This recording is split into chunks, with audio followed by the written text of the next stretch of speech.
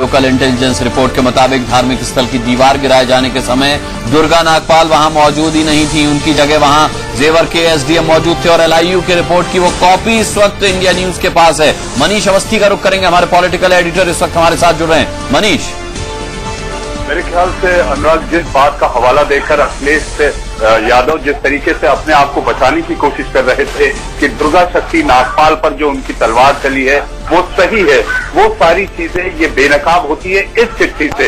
ये चिट्ठी है एलआईयू की, एलआईयू जिसे कि लोकल इंटेलिजेंस यूनिट कहा जाता है, खुफिया विभाग कहा जाता है, जो कि हर थाना अंतर्गत होता है। ये उसकी चिट्ठी है जिसका हवाला अखिलेश यादव खुद हमेशा देकर कहते रहे। उन्होंने एसएससी की बात को गलत माना, एसडीएम की रिपोर्ट में जिसमें दुर्गा शक्ति नागपाल को गलत साफ क्लीन चिट दी गई थी, उसके साथ साथ ये भी कहा जाता है। मनीष, आपको रोकूंगा। इस वक्त एलआईयू की रिपोर्ट में क्या लिखा है वो हम दिखा रहे हैं। विवादित हुआ है कि ग्राम कादलपुर थाना रघुपुरा में स्थानीय मुस्लिमों द्वारा एक नई मस्जिद का निर्माण कराया जा रहा था, जिसकी 10 फीट की 3 तरफ की दीवारें खड़ी कर दी गई थी। उक्त मस्जिद के निर्माण की सूचना सीओ एसडीएम जेवर और थाना अध्यक्ष रघुपुरा द्वारा दिनांक 27 को दोपहर 1 बजे दी गई। निर्माणाधीन दीवार को पहुंचकर वहां पर गिरा दिया गया और इस मस्जिद के निर्माण की अनुमति न होने के कारण ये कार्रवाई वहां पर की गई। इस एलआईयू की रिपोर्ट में ये साफ लिखा हुआ है। ये हम अपने दर्शकों को ग्राफिक्स के जरिए दिखा रहे हैं। मनीष, देखिए अनुराग, यही सवाल उठता है अब इस एलआईयू की रिपोर्ट जो कि इंडिया न्यूज के हाथ लगी है, उसके तहत अब ये साफ दिखता है कि एलआईयू रिपोर्ट जो कि एसडीएम दुर्गा शक्ति नागपाल सदर इलाके की हैं, अगर ये एसडीएम जेवर के इलाके का है तो कार्रवाई जेवर के एसडीएम पर क्यों नहीं, दुर्गा शक्ति नागपाल पर क्यों हुई है? अगर यही वो एलआईयू की रिपोर्ट है जिसे मुख्यमंत्री ने देखकर, जिसका हवाला देकर वो ये तमाम दलील देते रहे हैं कि उन्होंने जो कार्रवाई की है वह सही है, तो क्या ये एलआईयू की रिपोर्ट गलत है? और अगर ये एलआईयू की रिपोर्ट पर उन्होंने काम किया तो एसडीएम बच्चू सिंह कैसे बच गए? यही सारी बातों का जवाब मुझे ऐसा लगता है अब अखिलेश यादव की इस एलआईयू रिपोर्ट के बाद बेनकाब होने के बाद देना होगा कि आखिर दुर्गा शक्ति नागपाल उनके निशाने पर क्यों। एक और मनीष, ये जानना चाहेंगे कि अखिलेश सरकार के पास अब जवाब क्या बचेगा? नेताजी से लेकर अखिलेश खुद कह चुके हैं कि जो कार्रवाई हुई सही हुई, लेकिन अब तो एलआईयू की रिपोर्ट पूरी तरह से पर्दाफाश करती है और जो लगातार कहा जा रहा था कि खनन माफिया से निपटने की जो कोशिश कर रही थी दुर्गा शक्ति, उसी की वजह से ये एक्शन लिया गया है।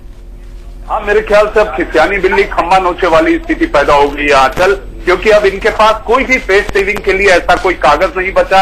एसएचओ की रिपोर्ट ले लें, एसडीएम की ले लें और तमाम सर्वोच्च न्यायालय सारी रिपोर्ट मनीष खारिज कर चुके हैं अखिलेश यादव, लेकिन अब एलआईयू की रिपोर्ट खारिज कैसे कर पाएंगे? क्योंकि इसी रिपोर्ट के आधार पर तो कार्रवाई हुई है दुर्गा शक्ति नागपाल पर। यही वो कागज है अनुराग जिसका हम हवाला देकर इंडिया न्यूज के दर्शकों को दिखा रहे हैं कि ये कितना बड़ा झूठ है, जिसको लेकर जिसकी दलील पे अखिलेश यादव सारी बातों को खारिज करते रहे। और मुझे ऐसा लगता है कि अब इसके बाद कुछ नहीं बचेगा, क्योंकि ये अपनी इंटेलिजेंस रिपोर्ट है, लोकल इंटेलिजेंस, और इसमें अक्षर देखें ये डीआईजी इंटेलिजेंस जो कि स्टेट इंटेलिजेंस ब्यूरो होता है, और जिस तरीके से ये काम करता है, रोज सुबह स्टेट इंटेलिजेंस चीफ जो होता है वो मुख्यमंत्री को बाकायदा ब्रीफिंग देता है। मैं ये वो सारे शब्दों का इस्तेमाल कर रहा हूं जो कि पुलिसिया भाषा में होते हैं। ऐसे में अगर ये चिट्ठी साफ तौर पर एलआईयू की चिट्ठी है तो कार्रवाई एसडीएम बच्चू सिंह पे होनी थी, लेकिन दुर्गा शक्ति नागपाल जो कि माफिया के खिलाफ लड़ रही थी, जो कि माफिया को एक तरह से ये कहा जाता है कि अखिलेश का संरक्षण था, मेरे ख्याल से यही वजह है कि दुर्गा मनीष, अब उस 10 पन्नों की चार्जशीट का क्या होगा जो दुर्गा शक्ति नागपाल को अखिलेश सरकार ने थमाई है?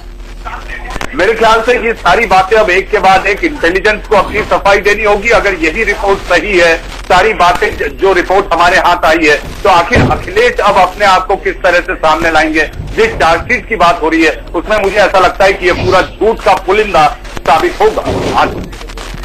मनीष, ये जानना चाहेंगे, दुर्गा शक्ति मामले की वजह से संसद में एक तरह से देखा जाए तो फूड बिल को लेकर भी खींचतान मच गई समाजवादी पार्टी और यूपी के बीच में। ऐसे में अब आगे क्या होने वाला है, क्योंकि कल बहुत अहम दिन संसद में भी रहेगा? मेरे ख्याल से अब आज की इस रिपोर्ट के बाद इंडिया न्यूज जो ये सारा साफ तौर पर अखिलेश यादव की सरकार और उनको जो बेनकाब कर रहा है इस चिट्ठी के द्वारा, उसमें ये साफ हो जाएगा कि अखिलेश यादव सरासर झूठ बोल रहे थे और तमाम जो रिपोर्ट थी उनको खारिज कर अपनी साफ गोई बताने की कोशिश कर रहे थे। मनीष, आप बने रहिएगा लाइन पर। अखिलेश यादव ने इस सिलसिले में आज सुबह क्या कहा था, एक बार ये सुन लेते हैं। के साथ साथ और भी रिपोर्टें हैं, एलआईयू की भी रिपोर्टें हैं, और भी जानकारियां हैं, वो भी जानकारी करनी चाहिए। के साथ साथ और भी रिपोर्टें हैं, एलआईयू की भी रिपोर्टें हैं, और भी जानकारियां हैं, वो भी जानकारी करनी चाहिए। मनीष, अब इसी एलआईयू की रिपोर्ट का अखिलेश यादव आज सुबह हवाला दे रहे थे। अब सवाल ये कि अब क्या बचा उनके पास कहने को इसके बाद? मेरे ख्याल से समझ में नहीं आ रहा। एलआईयू की रिपोर्ट के बाद अलावा अगर कोई रिपोर्ट है तो वो एसडीएम की, डीएम की है, एसएचओ की है, और सुप्रीम कोर्ट की अपनी रूलिंग है, जो कि आजकल भी बेहतर तरीके से समझती है कि सार्वजनिक स्थल पर कोई भी धार्मिक स्थल का निर्माण नहीं किया जा सकता। ऐसी स्थिति में पता नहीं अब और इनके पास कौन सी रिपोर्ट आ गई।